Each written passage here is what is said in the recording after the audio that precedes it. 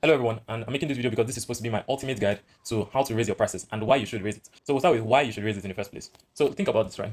We have a triangle of people. So we have this, and mind you, I'm going to be speaking in the context of Nigeria. You can use this applied in whatever country you are if you see this. So with the context of Nigeria, right? We're using the Nigerian naira, which at the moment is I think 1,400 to $1. Yeah. So this is just for time referencing. So yeah, let me just get this triangle better. All right. So we have different levels of people, right? We have different levels. And at the bottom level here, this is where most of us are trying to sell to, right? And these people make roughly around less than 5 million naira a year, right? This is where these people exist. So now there's another small section of people here that make around less than 8 million naira per year, right? So these people making less than 5 million are a lot more than the people making less than 8 million, but both of them, I would like to consider them in the same tier, but they are not really.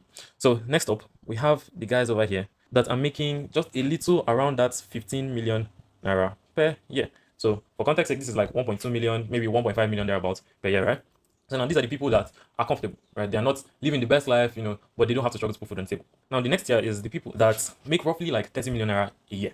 Now these people, they are pretty much in a comfortable place. So 30 per year.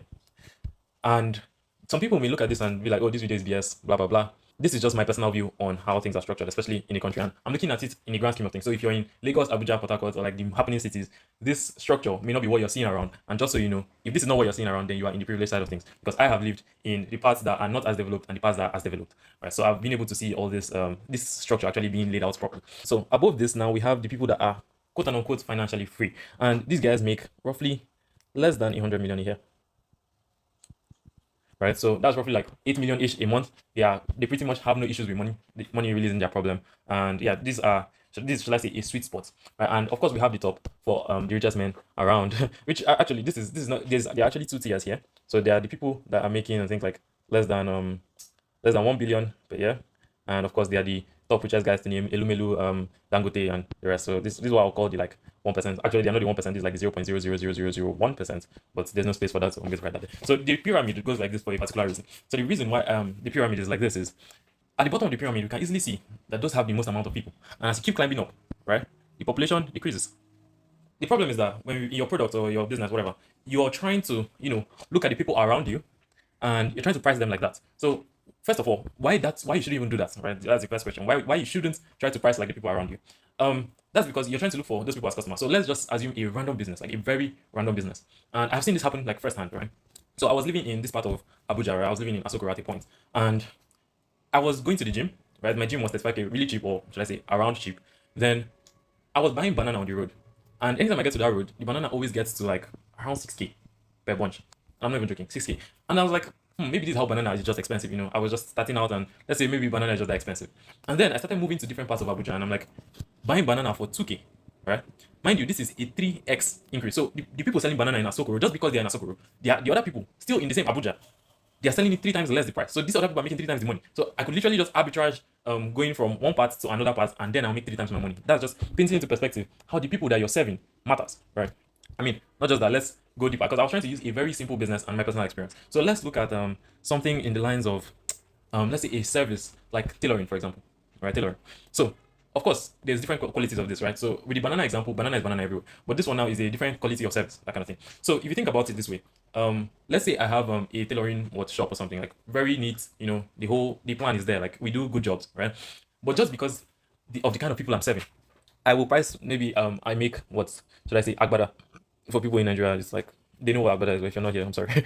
So I make agbada for like um let's say 100K, right? Which is pretty, I don't know, expensive depending on where you are right now. Like the money is structured differently in your head, but let's say an agbada costs 100K. Now the people in House of Rep, the people in the House of Assembly, those people wear agbada, and I'm sure I'm not asking you that the agbada is not 100K, right? It's way more than that, and I can say this because I have come from a place where like my agbadas cost like around this price, but there are some people where the agbada is costing like 500K, right? Just the same quality of agbada, trust me. And the reason is just that those people are richer than me, nothing else. And the same example can be brought into different big brands like what Nike, Louis Vuitton, all those places. The quality is the same quality in China, right? China is the one that brands the Nike logos and all that, and they move it to the US. And just because the people that are buying it are different, the price changes immediately. So now this brings us back to our pyramid, right? Let's see. We have the most people at the bottom here, right? And now we try to fight for those most people. That's the problem that we face in our business. But I'm here to urge you that you should try climbing up this ladder, because when you climb up this ladder, your life will never remain the same. Well, not everybody can do this, and I totally understand, because if everybody does this, the whole economy is going to collapse, right? But for the people that want to take that step, I recommend you do it. Like, if you're already thinking about it, I recommend you do it, because the kind of people that you're going to serve are better. So let's go a little bit practical again, and this is showing you how money changes as you move up this ladder, right?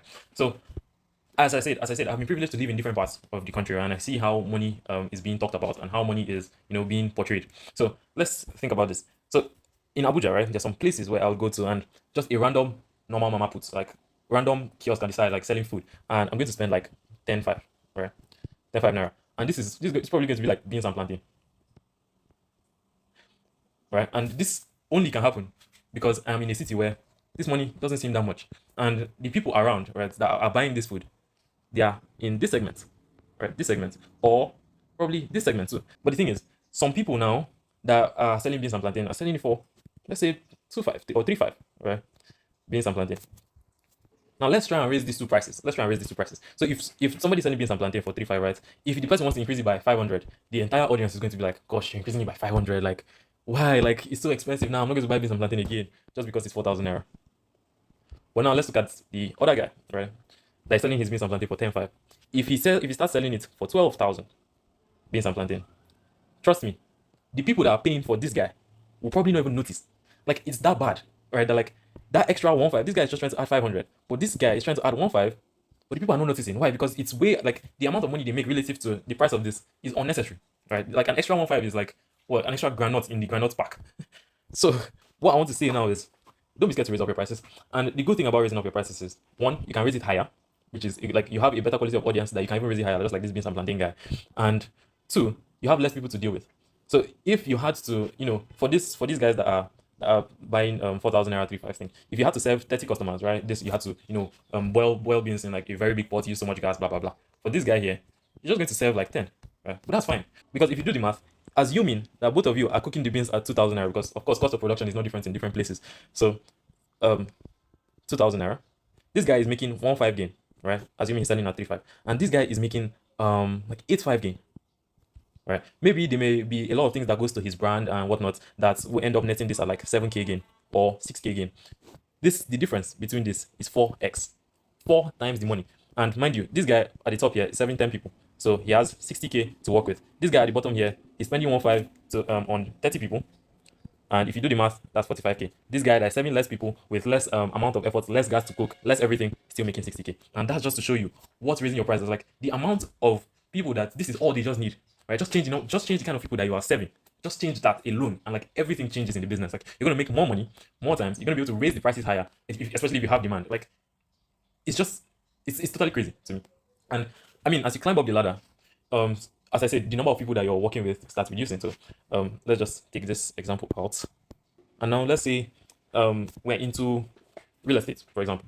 If we're into real estate, right, there are the brokers in real estate, and those are the people that are selling land for like what, 3.5 million thereabouts. You're selling land in XYZ place, you take 10%, 350k, and and and you're happy. Now, if you go up the ladder, right, go up the ladder and don't try to sell 3.5M, but try to sell 350M. Now, 10% of this is 35M. This is a car.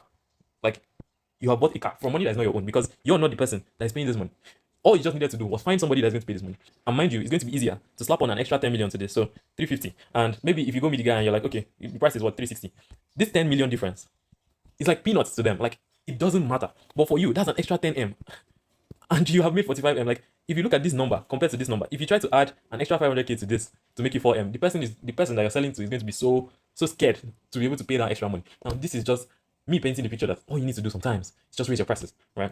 I know there's a lot of things that, oh, brand, you have to build the trust, you have to do this, you have to do that. But mind you, even if you build the brand and you build the trust and you raise your prices and there's nobody to buy, right? So the people do not exist. Like, the people that have money don't exist in that place, and nobody's going to buy it because it's too expensive. Just that simple. So as long as people exist in those higher places, that's all you need to just raise your price. The only thing that is different now is that there are less people there, which means all we have to do is get into their spaces.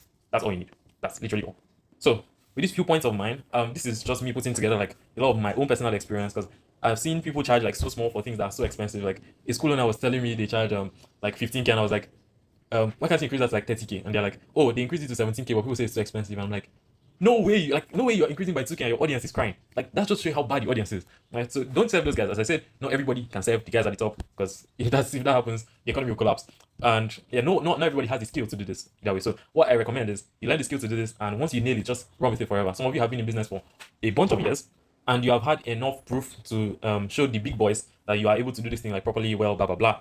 I honestly recommend that you just try to cut down on the people that you're currently working with and go for the higher guys. Even if it's going to cost you what more time, you need to be in more conferences, you need to be around more people, whatever that takes, right? Just go higher in the ladder, and this your life will never be the same anymore again. So if you're taking anything back home, it's one, don't pay from your wallet. So when you're charging, right, when you're charging people, don't look at it like, oh, would I pay for this? No, because you're not. You're trying to make money off people that have money, right? So if you're trying to make money off people that don't have money, then I think you're probably in the wrong business, especially if your business doesn't scale like software. So don't try to pay from your pocket. Don't try to pay from your wallet. Don't ask yourself, would I pay for this? No, it's like, what would this person be getting if they pay for this? And that's why many people say sell time to the rich. And number two is don't be afraid to go up the ladder. Yes, demand will be less, of course, because we can see that there are less people, but that doesn't matter, right? Because the people that have more money are going to pay you a lot more.